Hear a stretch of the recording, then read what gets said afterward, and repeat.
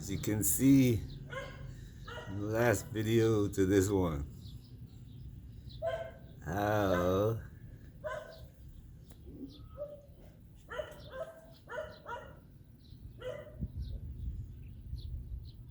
the change. And that was yesterday. Today is like this.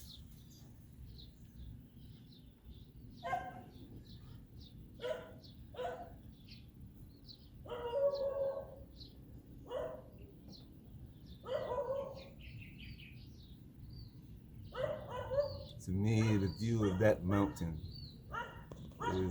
is like priceless.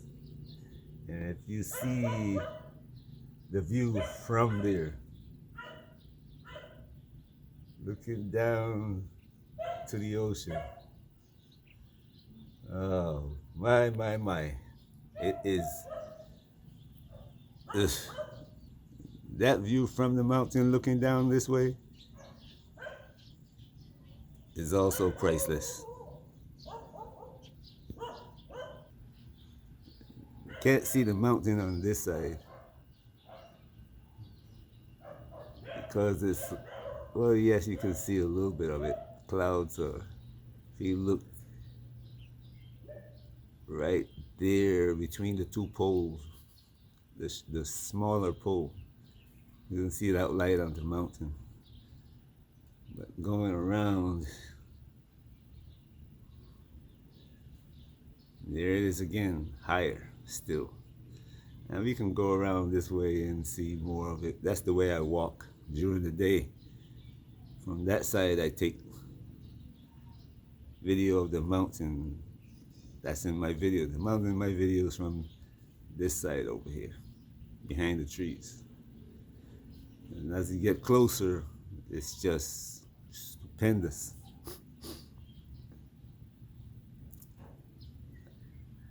I'm not telling you this, I'm not saying this because it's better than where you are. I mean, you can, the place where you are have views that, the only reason why you can't say things like that about it is because you never stop to look at it.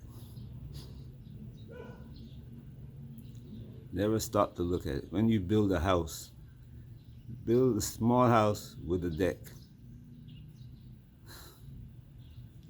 In Africa, it's better to build a round house. I made the error, I changed my plans, and I made the error. They let me build a small square house instead of building the round house that I wanted to build. Thought, well, later I'll build the round house that I'm gonna live in and then rent the small house. Airbnb, and that was my error. But anyway, Africa, round house, and put a deck on top of your house, enclose it with mosquito and fly mesh, keep the flies and mosquito out. You can sit up there in the evening and watch the sun set, night and watch the stars. So the place where you're at, there are scenes like this, beautiful. But you have to stop and look at it. Anyway, about my video today. I've always tried to include my video, or in my video, safety. From telling you that don't believe the lies about you buy this perfect piece of land in Gambia,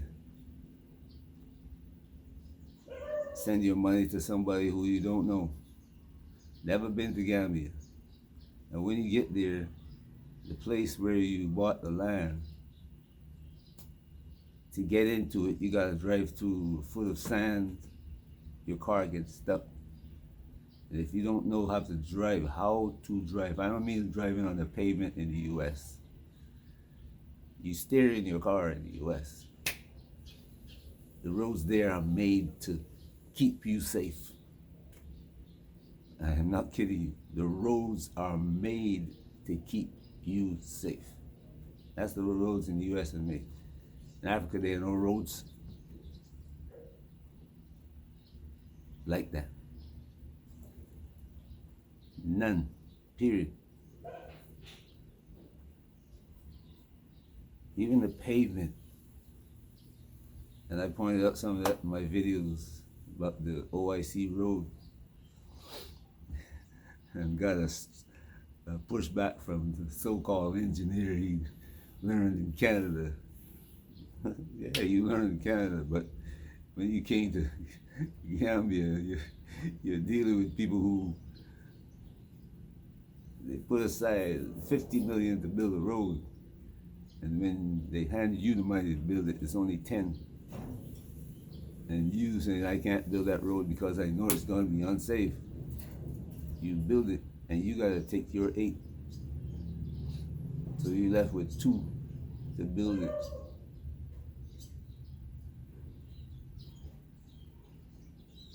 So you build it out of sand. When the rainy season comes, it turns to clay, and well, you build it out of clay, actually. And then the clay holds the water. People drive through it. Next thing you know, it's 2 feet deep water because the clay washed away. And then after the rainy season, there's sand that's there. You drive through it and your car gets stuck. But anyway, from that safety, where to build your house, to building your house so it's not going to get broken into. Because I showed you, everybody, even the people who build houses don't have windows, windows that you can close to keep the mosquitoes out, have bars on their house. They live in a compound with 3 other families, 4 other families, or one man might have a compound with 3 wives, and every one of the houses in that compound has got bars on the windows. Even though it's got 10-foot walls around the whole compound. What does that tell you? That family doesn't trust each other. Married to the same man. They don't trust each other. And you gonna come in and say, oh, Africans are so friendly. They are always smiling. Gambians are also, they call it the Smiling Coast. They don't call it Smiling Coast for nothing. Smiling Coast is an advertising gimmick for you who take that seriously now. It's about making money. It wasn't to show you how, and you'll see,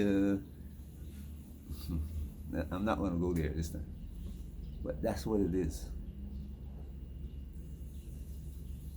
And we hear at what I was telling you before, when the war in Ukraine started, you have Nigerians who are ready to go fight for Ukraine. And there are Nigerians in Ukraine now trying to get out, and they tell them, you're not worth putting on our trains. If you want to get to Poland or wherever you want to go, just walk. Got a baby in your hand just born, just walk. In the cold. Blue-eyed, blonde-haired first on our train.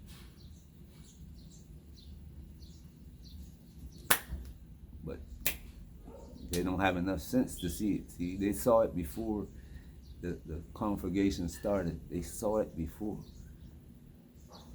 But they have this God in their head, and whatever God does is right with them.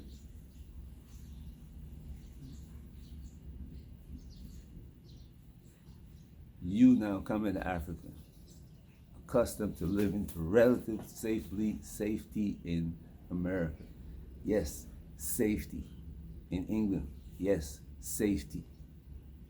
It is your children,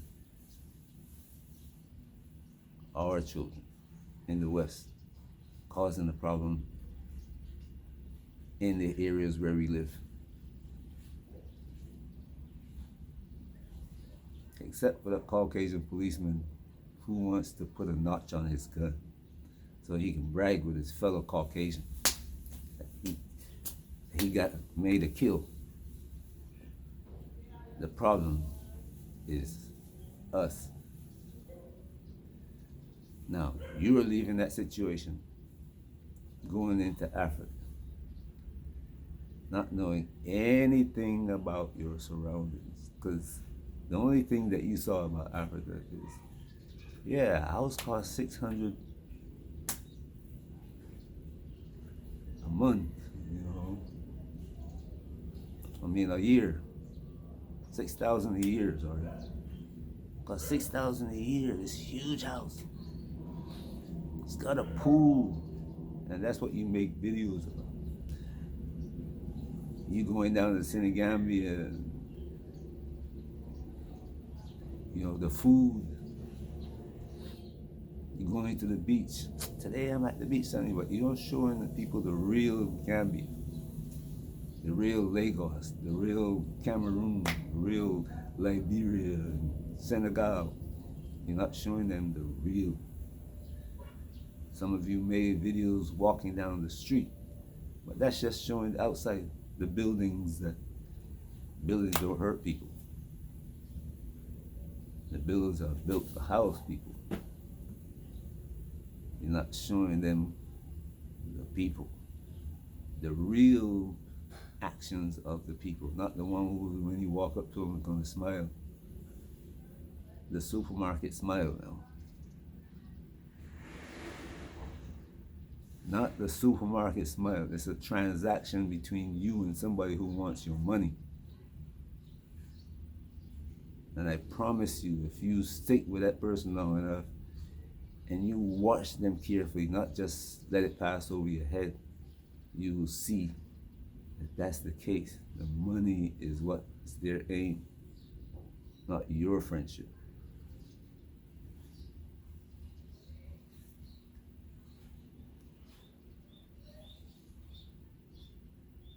They're not there to take care of you. They're there to take care of themselves at an expense to you. So it's all about safety. And now, with the upheaval going on in Africa, and if Africa wants to raise up to its place in the world, to take its rightful place in the world, because we have everything needed for life in Africa. Everything. Anything that's needed to live, we have it. Anything that we have to build on the planet Earth is there. The resource is there to build it. You are moving to that place. And it's been under stress for 2,000 years now.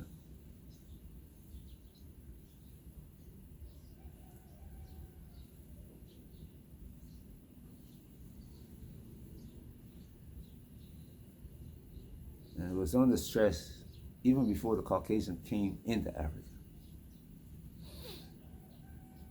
Stress caused by Africans themselves. The local leaders, the local heads of governments. 700-800 years ago, they learned Islam, and then they use Islam to continue the destruction of their own people. How many wars? The wars get bigger, more lethal, more people died. And then when the Caucasian came,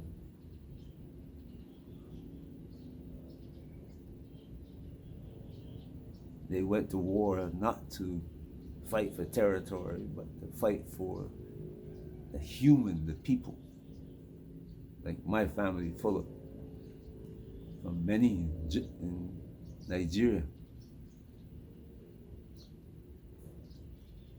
Have you heard about the Benin Wars? That was Muslim against Muslim, Muslim against Europe, what they call it, Yoruba and Hausa, and upper and lower, north and south wars today.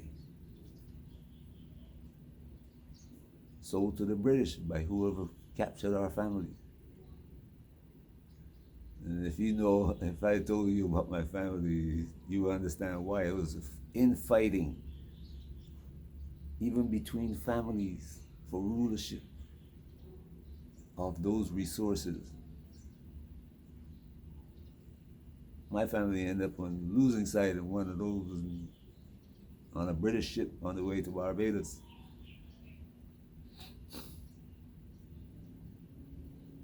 Today, the same upheaval is going on in Africa.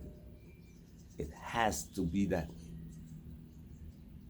So when the shakeouts come, the theft and treachery has to end, and then the people who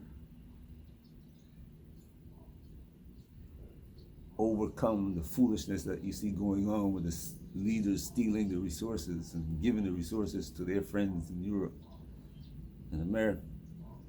When that ends, the new generation now has to change it.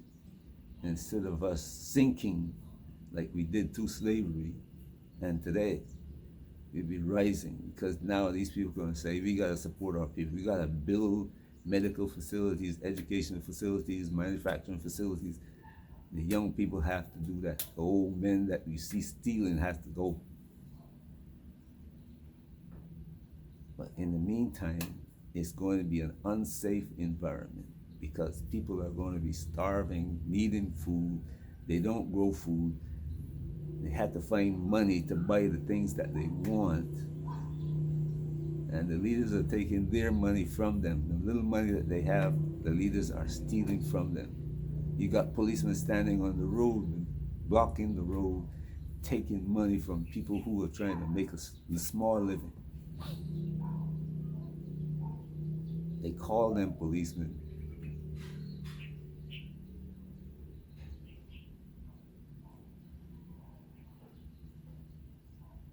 And those of you who don't experience it in Gambia, who lie and say you don't, I mean, what can I call you? What can I say about you? Anyway, safety, safety, safety. Said the bars on everybody's window should warn you. The policeman standing beside the road just ready to take the money from you should tell you. The state of policing. Look at what's going on in Nigeria. People protesting peacefully and the police come in with guns and killing them. And they same policemen are going to Haiti. They say they're going to quell the violence in Haiti. Imagine that. Criminals going to Haiti.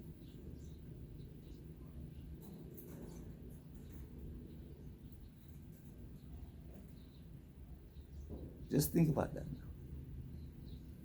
Those are the same criminals that will kill their own people to keep the rich people in stealing in Nigeria, Ghana, Cameroon, Congo, Tanzania, everywhere. They don't have enough sense to say, hey, why are we keeping these people in power when my own family is starving, we don't have a house to live in, we gotta buy it, build it from cardboard and whatever scraps we can find. These same policemen. Not enough sense. See, your life is in danger. I'm not telling you not to go. You have to prepare yourself for what you're gonna find. And if you're gonna live with it, you gotta live with it. Find a way to survive in it. Giving you the information, like I said, it's information. And you have the information, the right information, it will help you. Anyway, have a great day wherever you are. Peace. Enjoy what you're seeing every day. Peace.